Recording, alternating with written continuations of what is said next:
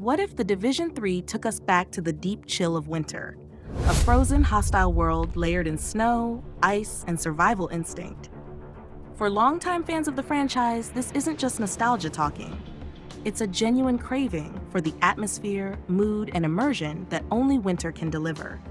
And when you look closely at where the series has been and where it might be heading, a return to winter isn't just possible, it makes perfect sense. Back when The Division launched in 2016, one of the most iconic aspects of the experience wasn't just the gameplay, it was the setting. Snow-covered New York, lit by Christmas lights and darkened by tragedy, felt cold in every sense of the word.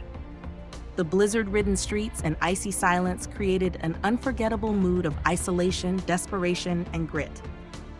That winter wasn't just cosmetic, it shaped how you moved, how you fought, and how you survived. It was a character in itself.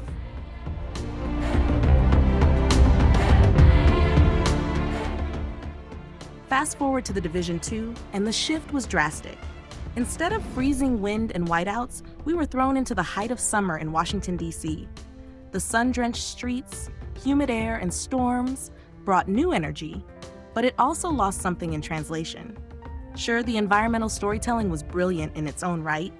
Rainstorms felt dramatic, sunsets were gorgeous, but many players quietly missed the harsh, relentless cold of Manhattan's winter apocalypse.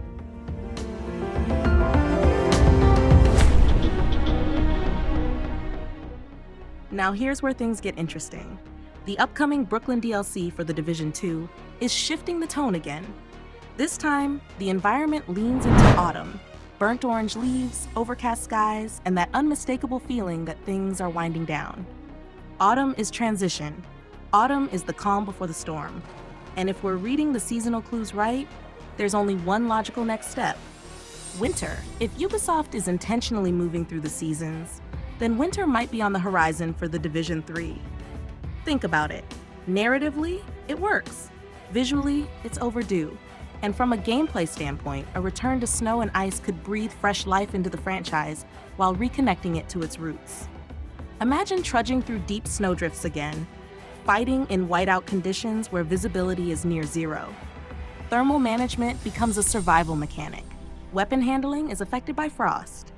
Enemy detection is distorted by the swirling wind. It opens the door to gameplay systems we haven't seen since the original survival mode, and could go even deeper this time. A modern snow-covered city could also look stunning on next-gen hardware.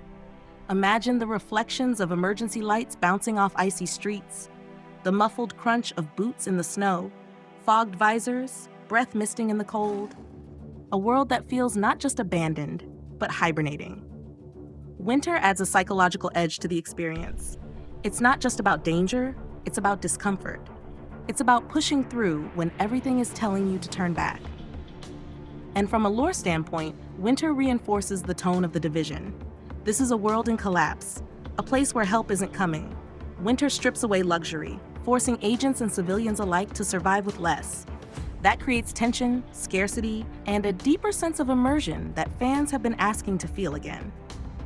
In a landscape where every bullet counts and every shelter is a temporary reprieve from the cold, you don't just fight to complete missions, you fight to exist. So what if The Division 3 really is heading back to a winter environment? What if this time, the cold is more than a setting, it's the main threat? If Ubisoft listens to its community, if it sees the love for The Division 1's atmosphere, and if the seasonal progression in the current games is any indication, this might not be just a what if. It might be the natural evolution of the franchise.